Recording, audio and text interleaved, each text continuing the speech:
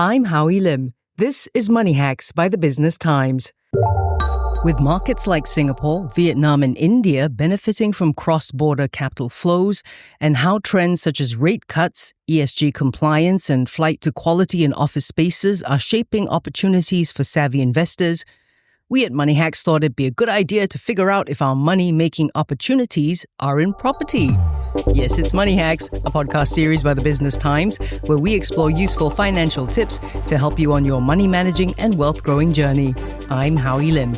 And if you have feedback or an idea for a podcast episode, do get in touch, btpodcasts@sph.com.sg. And helping us decipher APAC real estate trends which are shaping opportunities for investors is Greg Hyland, Head of Capital Markets APAC at CBRE. Greg, thanks for joining us today. Thank you very much, Howie, for having me.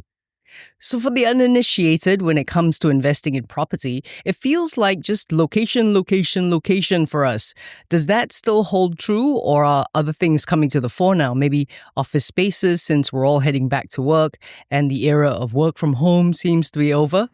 What we've actually really started seeing, it's been driven by the occupier. So corporates are really trying to provide spaces for their staff for engagement to get them back to the office. So they're really demanding top tier and premium space to provide an environment that their staff can collaborate. So one of the trends we have started to see is companies are actually prepared to pay a premium to put their offices in the right locations. And that's not just in Singapore, that's really a global trend.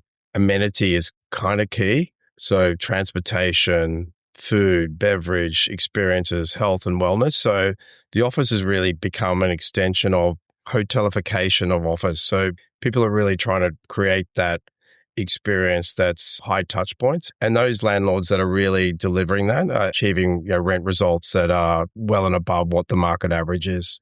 What's about green requirements for office buildings as climate change becomes more pervasive in the narrative? That's a trend affecting real estate investing, isn't it? So investors at all levels should consider how ESG compliant assets can offer long-term value, shouldn't they? It is a big driver. And the way we look at that is it's been driven by the occupiers. So the occupiers, and a lot of them are large corporates, have given commitments to their shareholders. The regulatory environment in certain locations, so governments are demanding buildings meet minimum standards. And then the investors that are in these buildings, they've given commitments to their stakeholders as well. So it's like a triangle of sort of driving that push to sustainability. So that's a trend, that we see that's accelerating. And I think in Asia, a lot of the buildings are relatively new because it's a bit of a growth market. If you look at some of the mature markets, Europe and the US, a lot of the buildings are 40, 50, 60 years old and they have to retrofit. So in Asia, we're kind of lucky because the buildings are relatively modern and new. So it's easier for them to adapt to what the tenants are demanding. Greg, what are some of the other trends in APAC set to drive investment opportunities in real estate? We did our investor intention survey in November last year. The key trends are, and in our industry, it's bad terminology, but called beds and sheds. So people like living assets and industrial assets. That trend is starting to slow, and I think it's because people have spent quite a lot of time and invested a lot in the sectors, but they do love that living sector. It's quite resilient, and I think when you look at some of the major cities across Asia Pacific, the supply-demand imbalance is quite profound. So affordability and creating sort of living spaces is one. And then logistics has been an area where e-commerce, people are shopping more online. That's really driven demand for modern warehousing facilities. So those two are sort of key trends. But interestingly, what we have seen is retail was kind of a challenging space to be. We're now coming back to it. As human beings, we want that physical experience to go out and shop and go to restaurants, and shopping in Singapore is like a national sport. We kind of go out to the malls as a recreation. So I think investors are coming back to that retail space. So you're saying retail spaces in Asia are where investors should park their money? It's on the comeback, kind of? Asia is a really interesting place because you have a mixture of developed markets, and the way we look at Asia is developed and developing. And the developed markets are really Japan, South Korea, Singapore, Australia, and Hong Kong's developed. Then we have developing Asia, which is the balance of Southeast Asia, and India is explosive at the moment. So the amount of wealth and creation of wealth in India is quite profound. But I think when you look at investing for your own personal, it's really about diversification. Sticking to big global gateway cities has been a strategy that a lot of our investor clients really focus on, and that's proven over long periods of time. Singaporeans love real estate and it's always about residential, but there's a wider universe of real assets. So for us, it's, it's offices, it's retail, it's industrial, it's hospitality, it's data centers. There's a really wide, diverse range of real assets. And there's products out there that, the investor community can get exposure to. So buying apartments, that's kind of the default option, but there is a bigger universe of investment options out there. And not just diversification across asset classes, but also country diversification. I think I was in Japan last week, for example, and the amount of Singaporeans you run into in Tokyo and different places, and that presents like a great buying opportunity at the moment. Hold that thought, Greg. We're going for a break. More with Greg Hyland from CBRE about the property investment opportunities in APAC in a moment. Lens on Singapore is now bigger and better. The same deep dive exploration of socioeconomic and geopolitical issues which impact our lives here in Singapore and the region is now a video podcast. If watching a conversation is your thing, join Claressa Monteiro in monthly conversations about things that matter. Subscribe to the BT Lens On playlist in the podcast tab of the Business Times YouTube channel and start watching today. BT Lens On Singapore, now available in audio and video. And now, back to Money Hacks from the Business Times.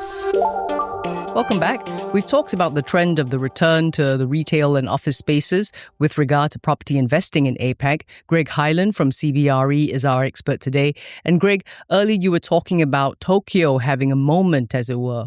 The currency is in a position where it's quite attractive, and you just look at relativity. So the same equivalent, say for example, meal in Tokyo is a lot cheaper and the value proposition is quite high in Tokyo. So what we've actually seen is the arrivals of tourists in Tokyo is exploding. So things like that are really driving sort of investment demand.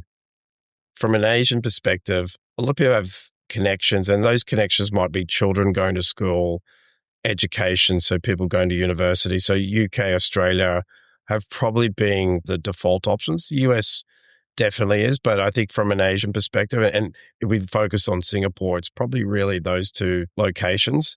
I think when you look at the impact, and I'll swing back to Asia, Hong Kong's probably the one city in Asia Pacific that really has had a bit of a downturn. So property prices there are depressed. It regionally still is the most expensive city in Asia Pacific, but prices have come under pressure for various reasons. So, okay. Are there regional trends such as growth in industrial and logistics in India and retail recovery in prime markets providing lessons for personal investment strategies then? I would say in Asia Pacific, the default options was Hong Kong was kind of the most expensive. It is under pressure. Singapore has kind of moved ahead. UK is still a favored place, and Australia, the North Asia region. But Hong Kong's one that's really in a bit of a challenging place at the moment. I'm always a firm believer that Hong Kong always finds a way of correcting itself. It's not the first time they've had challenges, and it won't be the last time. The people there are super resilient. They're very commercially minded. They'll always find a way to correct themselves. Should we be keeping an eye on falling debt costs across APAC, which is creating a window for more favorable financing rates? Is that relevant for, say, individuals considering property purchase? Oh, what about REITs? Absolutely. We've really gone through the last 12, 24 months an adjustment period. So interest rates, broadly speaking, have increased. And Japan's just starting to go through this now. But broadly speaking, we've kind of got to the peak of the rate cycle. So now interest rates have started to drop. South Korea has had 3 interest rate cuts. Australia's had an interest rate cut. Interest rates in Singapore have started to moderate. So that really drives into real asset values and makes cost of capital is starting to become cheaper. And that will drive real asset values. But I think more importantly, the underlying performance of some of these assets is quite robust. So what we've started to see is cost of capital has come down, but also the income that's generated by these assets is increasing. So it does feel like we're in a part of the cycle that we're in an inflection point, and it should drive value. So your survey ranks Singapore third in APAC for cross-border investments. That's good news, right? What should investors take from that? Singapore's always a favored destination for people to invest. There's a couple of things. The regulatory environment, so the legal environment is quite sound. The tax environment is very favorable for investors. So it's really considered a bit of a safe haven. And for a country of 5-6 million people, it really does punch well above its weight. So, investors really do like being able to access Singapore. I think the hard part is we find it difficult to actually find sometimes the right opportunities because it's such a small market. So anything that we do have available generally is pretty well bid. So when you compare Singapore to everywhere else in Asia Pacific, it always kind of ranks towards the top because of those issues. It's really quite a business-friendly city. Yeah, but people always gripe about how expensive everything in Singapore is. Real estate investing might be price prohibitive for some. That's its pros and its cons. So everyone that looks at Singapore thinks it's expensive. But It is. It is expensive. But over the long term, when you buy, it does feel like it's at the top of the cycle. But it's proven time and time again that these assets do appreciate in value. And that's kind of like that safe haven status. It's almost like Switzerland of Europe. It's kind of that rock that people like to have as part of their portfolio. I think real estate is not a speculative asset. If it's held for the long term, it's generally a great hedge against inflation. If you're buying real estate to trade it in the short term, that's a challenge. And I think leverage is the other thing. So having the right capital structure is really important. But generally, if you have a time period of 5 to 10 years, real estate typically performs quite well. If you're looking at doing a 1, 2, 3 year, that's a challenging space to make money. Sounds like we shouldn't hope for too much returns when it comes to real estate investing, residential, commercial, or otherwise. I mean, that's challenging. I mean, everyone talks about diversification, so it's probably a personal decision. Some people like real estate because of the stability. It's a real asset as opposed to financial assets. So it's hard to really comment on personal situations. I mean, if your timelines are quite long, then my view, real estate, it tends to perform quite soundly over a 5 or 10 year period. But if it's short term, other asset classes, because liquidity in real estate, transaction costs can be high coming in and out, particularly if you're buying direct. And we talked about apartments earlier, stamp duties in Singapore, et cetera. They're quite significant. So you're really making decisions on a long-term basis. Last word, Greg, out or in when it comes to investing in real estate? Definitely in. We've had, I would say, broadly across Asia, prices have moderated or corrected. Singapore's actually gone quite well through a period of adjustment. Definitely in. Interest rates are decreasing. One of the things that we have actually seen is post-COVID, construction costs have gone up dramatically. So replacement cost of a lot of these assets is materially above where you can buy assets today. So fundamentally, things need to change. Either prices need to go up or the inputs need to come down. I don't think the inputs are going down. So definitely in. My personal view is real estate is not a 12-month, 18-month decision. It's something that you're making decision 5, 10-year basis. Generally, it works out over the long term. So my personal view is I'm definitely a buyer. Thank you for your insights, Greg. You're welcome. Thank you. Looks like investing in real estate, not necessarily residential in Singapore per se, will always be a boost to your portfolio if you have 5 to 10 years to spare. A big thank you to Greg Hyland, Head of Capital Markets, APAC at CBRE. I'm Howie Lim, and this has been Money Hacks by the Business Times. This is a podcast by the Business Times. Find more BT podcasts at businesstimes.com.sg/podcasts or wherever you get your podcasts. This podcast is meant to provide general information only. SPH Media accepts no liability for loss arising from any reliance on the podcast or use of third parties' products and services. Please consult professional advisors for independent advice.